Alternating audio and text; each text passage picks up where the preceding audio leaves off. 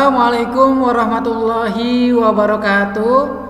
Apa kabar anak-anakku yang soleh dan solehah? Alhamdulillahirabbil alamin. Bersyukur kepada Allah Subhanahu wa taala, pada hari ini Allah masih memberikan nikmat kepada kita.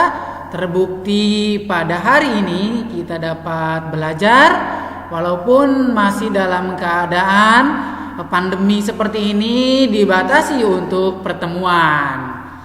Tentu sholawat serta salam tidak lupa kita panjatkan kepada baginda Nabi besar Muhammad Sallallahu Alaihi Wasallam. Beliau adalah suri tauladan yang baik, yang harus kita contoh dan harus kita tiru. Alhamdulillahirabbil alamin.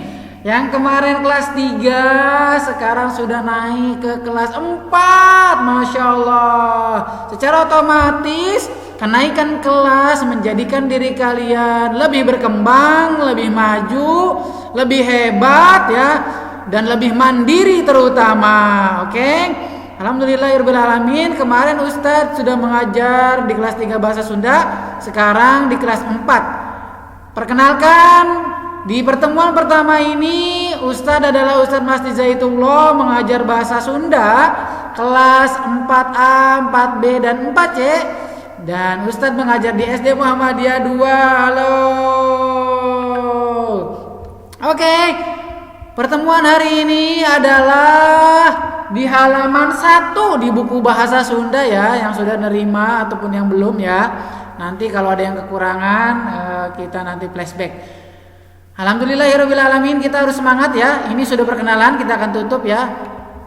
Nah, tetap semangat ya, mesti dalam keadaan pandemik. Ayo sekolah.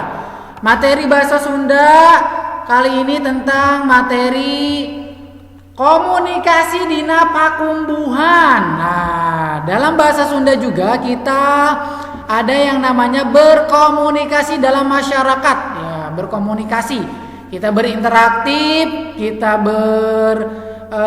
bersosialisasi, bersosial dengan hidup dengan orang lain, terutama dengan keluarga, saudara dan masyarakat sekitar. Tapi komunikasi ini dengan cara apa?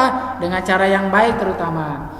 Di sini di dalam buku di halaman 1 pupujian teh kaasup salah sahiji karya sastra nu ditulis dina wangunan puisi.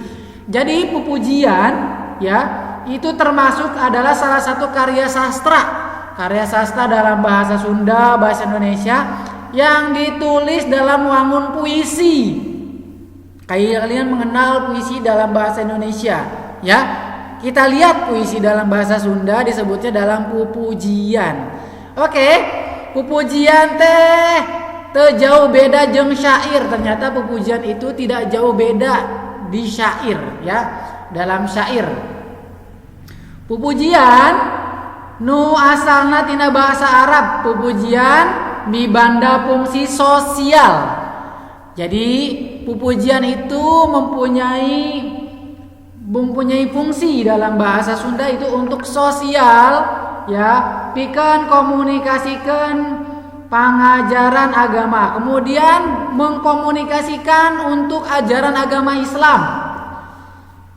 Cara macam dinadomkeun atawa dikawihkeun. Jadi macam-macamnya bisa dalam macam-macam yang lain ya. Waktu ngalaksanakeun sameme salat di masjid. Biasanya kalian suka lihat dengar pupujian. Misalkan kayak pupujian sholawatan di masjid, mengingatkan kepada orang-orang untuk senantiasa pergi ke masjid ataupun sholawat Nabi. Dia mengingatkan tentang Nabi, misalkan Muhammad Siti Aminah ibunya yang lain-lain, misalkan sholatullah, itu sering kalian dengar ya. Itu dinamakan tentang pupujian dalam bahasa Sunda ya. Tapi kalau di kita Muhammadiyah biasanya suka tidak terdengar. Kalian suka dengarnya di masyarakat ya. Ya, itu pupujian sering kali di masjid atau di madrasah pengajian di pesantren jeung dina acara nu aya patalina jeung agama Islam. Jadi semua yang kegiatan dengan agama Islam. Ya. pikeun agama Kristen pupujian amir sarua jeung lagu-lagu rohani nu sok dihalunkeun dina waktu ibadahna. Jadi pupujian ini mencakup kegiatan umum ya, kegiatan umum yang sering kalian dengar ya di masjid dan yang lain-lain gitu ya. Tapi kalau di Muhammadiyah tidak memakai pupujian ya. Oke. Ini yang tadi sudah Pak Mas disampaikan, pupujian itu di masjid, di madrasah, pesantren, di acara patalina dengan agama Islam. Kemudian pupujian itu ya macam-macam pupujian, ada contoh beserta isinya. Itu ada di buku ya. Yang pertama pupujian pangetan, doa jeung tobat, sejarah Nabi, pepeling dan ajaran agama Islam. Itu ada contohnya di buku masing-masing ya. Sampai dengan 5. Ya, itu ada contohnya di buku masing-masing. Kemudian di halaman 4 di terakhir, dina pupujian di luhur aya sababaraha istilah keagamaan anu digunakeun contohna wudu jeung salat ya, mengingatkan ataupun suka ada pupujian berkaitan dengan mengingatkan salat dan yang lainnya. Dina bahasa Sunda loba pisan kapanggi kecap-kecap nu aya patalina jeung keagamaan seperti di luhur. Jadi dalam bahasa Sunda banyak kalimat-kalimat yang berkaitan dengan keagamaan. Seperti pupujian yang tadi contohnya ada 5, itu ada di buku ya. Itu silakan kalian baca. Yang berkaitan dengan agama Islam saja ya, tapinya ya. Seperti kegiatan ibadah seperti sholawat, wudu, ngaji, jeung sajabana dan yang lain-lain. Tempat jeung alat ibadah seperti masjid, madrasah, jeung sajabana bisa dipakai tempat pupujian. Biasa yang kalian dengar itu di masjid, di madrasah, tempat pengajian. Kalanguhan di masyarakat seperti khatib, muazin, imam, jeung sabana dan itu yang lain-lainnya. Oleh karena itu pupujian ya, garis besarnya pupujian itu kaasup kana salah sahiji karya sastra Sunda ditulis dalam wangun puisi ya, atau pupujian teh jauh beda jeung syair. Jadi itu pujian itu tidak jauh beda dengan syair.